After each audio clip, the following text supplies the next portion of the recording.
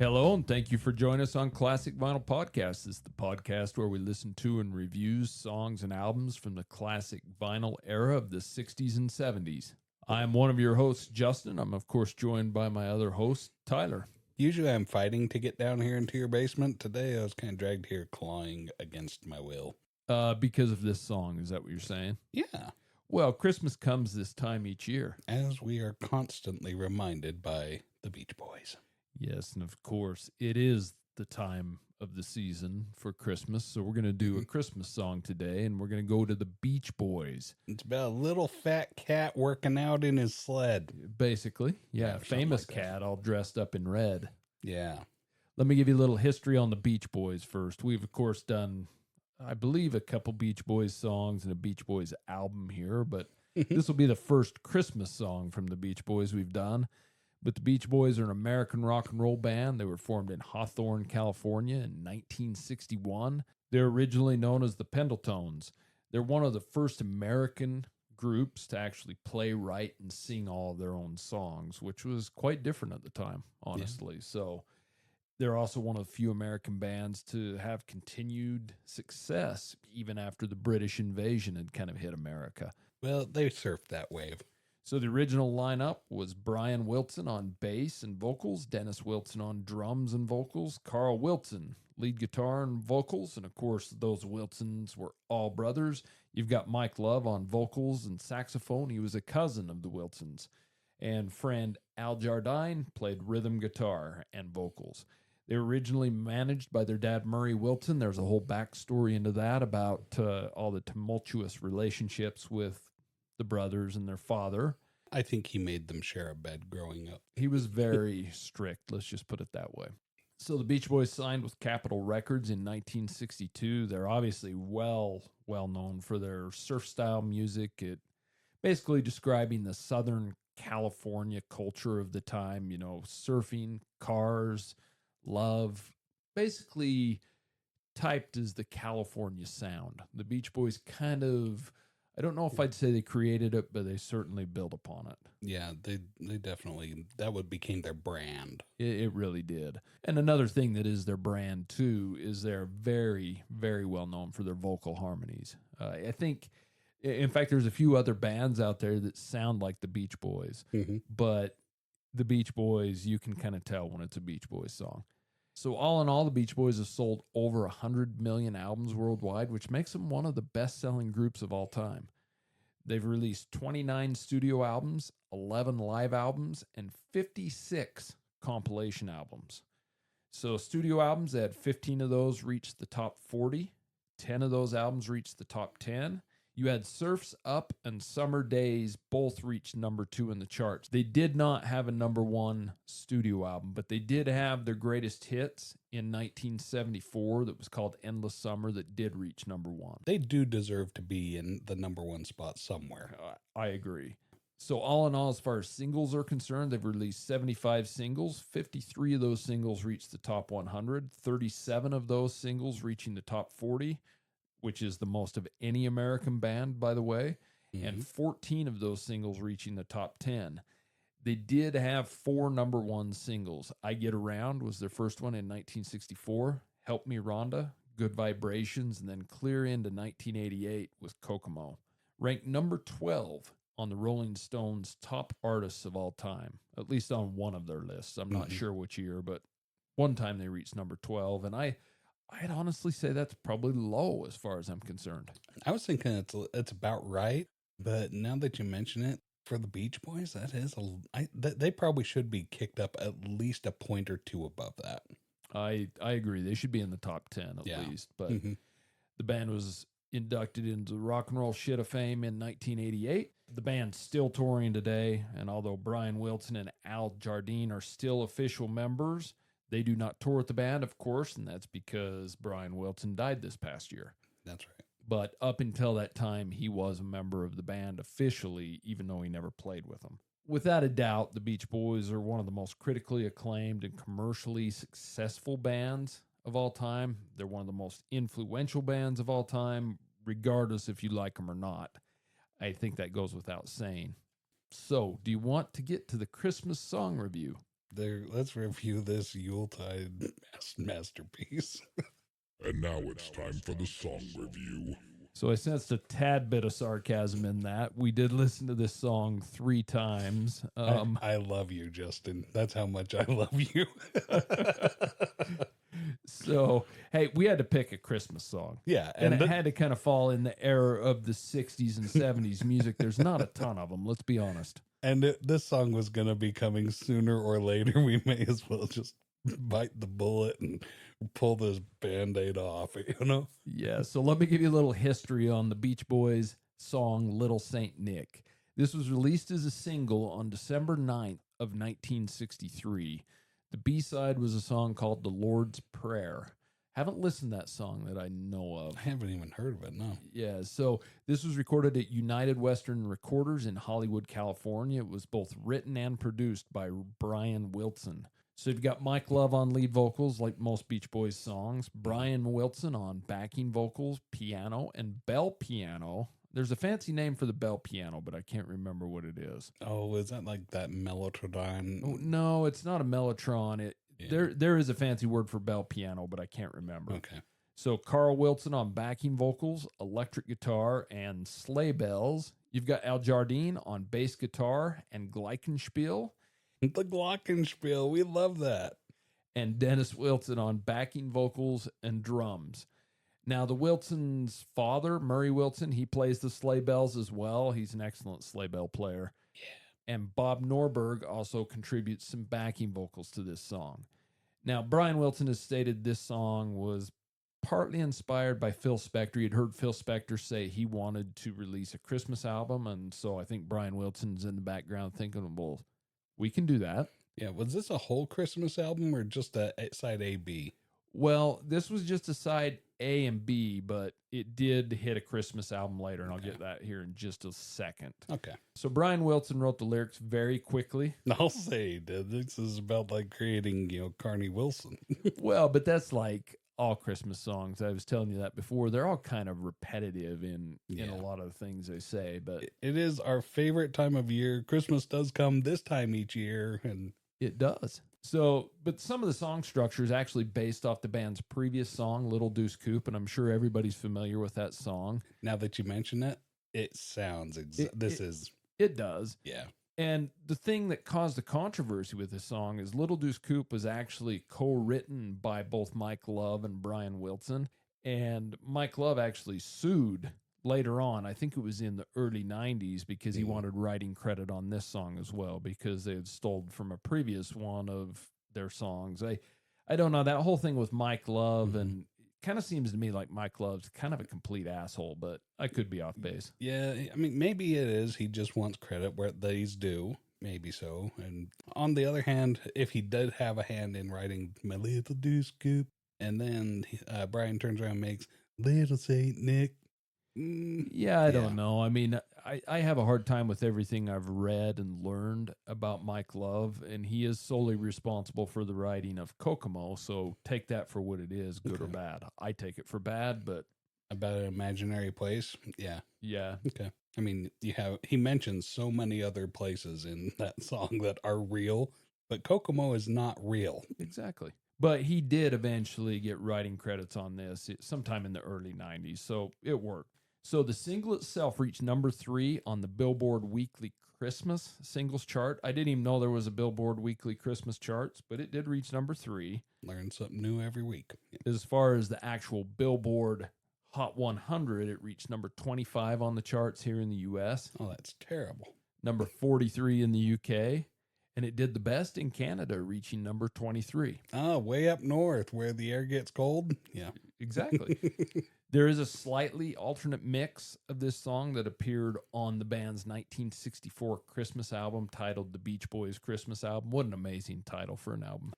But they removed the Glockenspiel, the sleigh bells, and the bell piano because they thought it fit in with the rest of the songs more. And I think that's some of the best part of this song. Yeah, it really is. So it's kind of surprising they removed that. But Tyler, after listening to the song 3 times in a row, coming in with your preconceived notion of what this song was to begin with, because I know you've told me many occasions that you just hate this song. I do. You despise this song. And I'm a little on the different side because I kind of take it for what it is. Yeah. It's a Christmas spinner that I can hear once a year, and then I'm happy. I've heard it 3 times this year. So far. Yeah, in fact, I've heard it 3 times in the last half an hour. Yeah. And, you know, I'll tell you something, Justin. Before tonight, before I was lured down into your basement with a piece of cheese, I would have rated this thing as -3.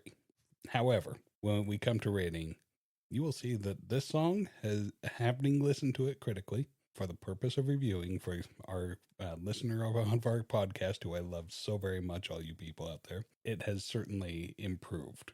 Okay, so we listened to it 3 times in Yeah. a row. Mhm. What are your thoughts? Give them to me.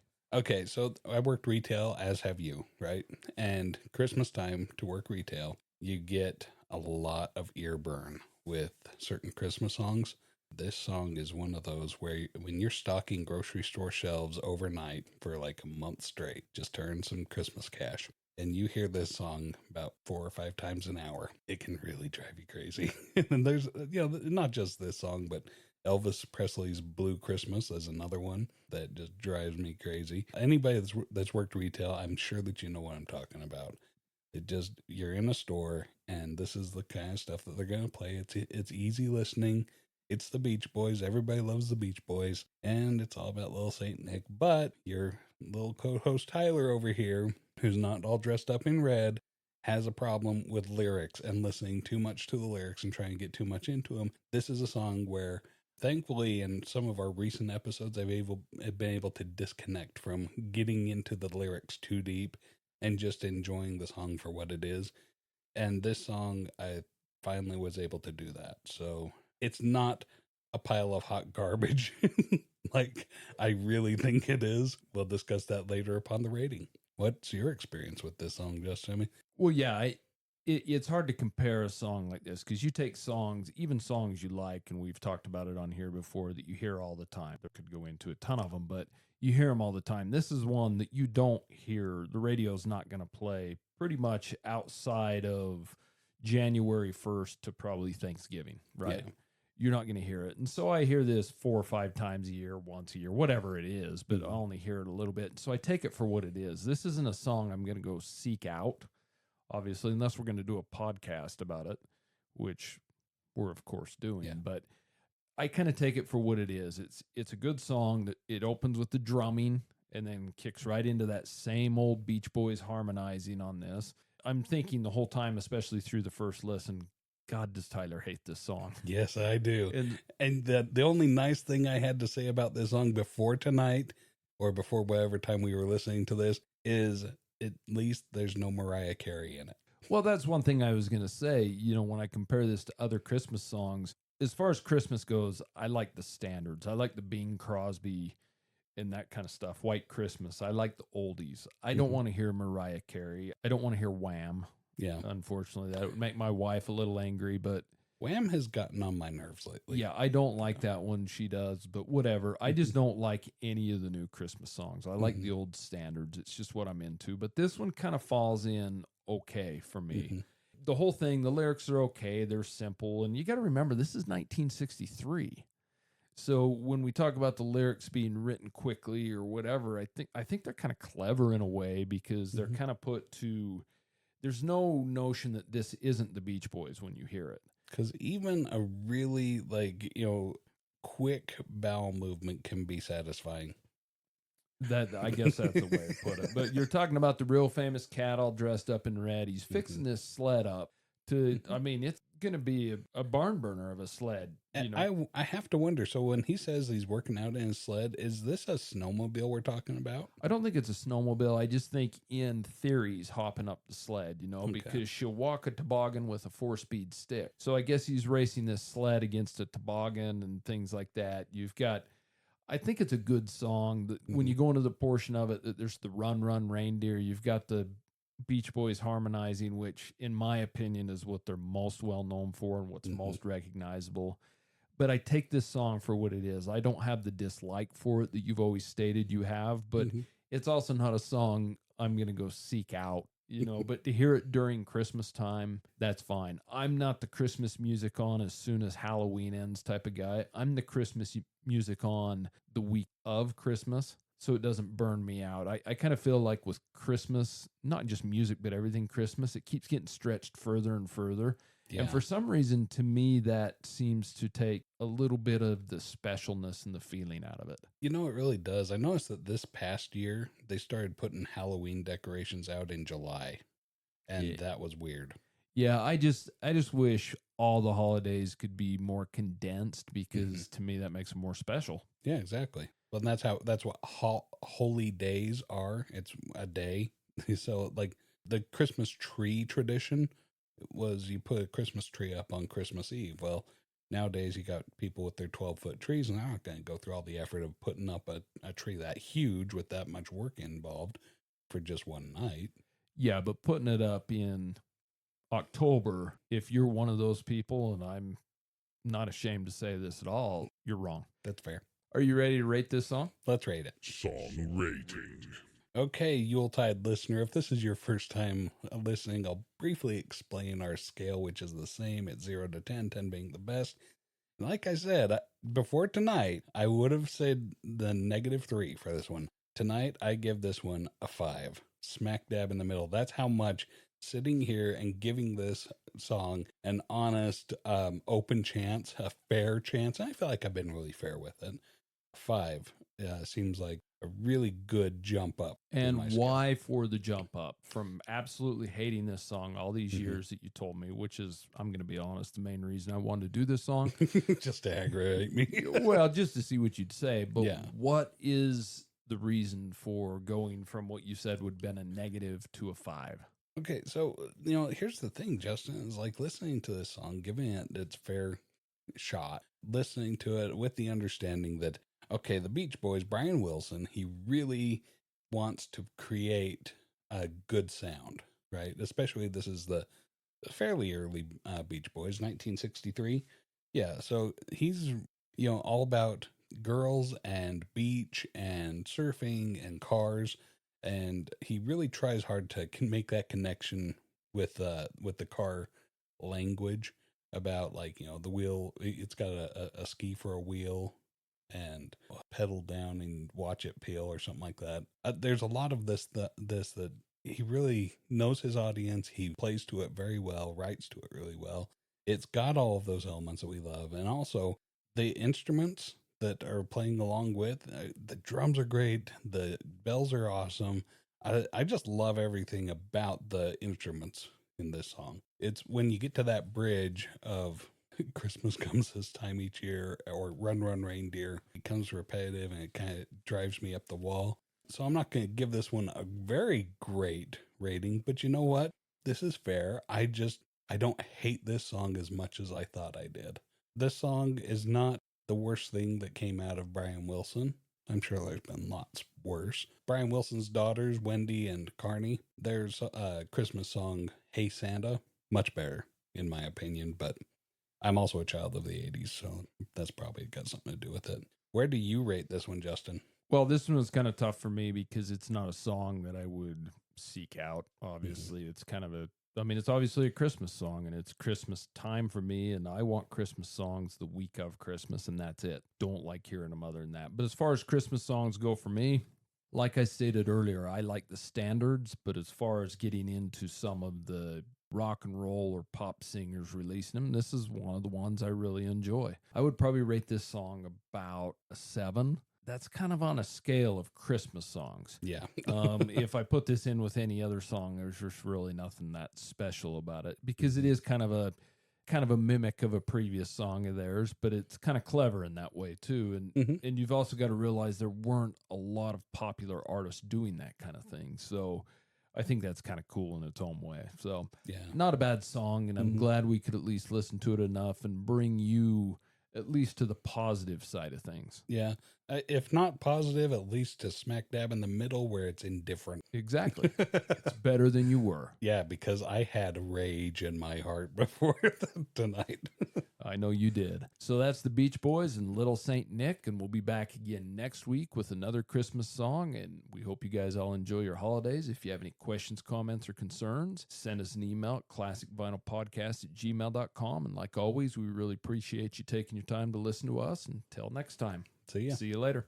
Thank you so much for listening to Classic Vinyl Podcast. And don't forget to subscribe on Spotify or Apple Podcast or wherever you listen to your podcasts. Follow us on Instagram at Classic Vinyl Podcast for updates, and also share us with your music-loving friends.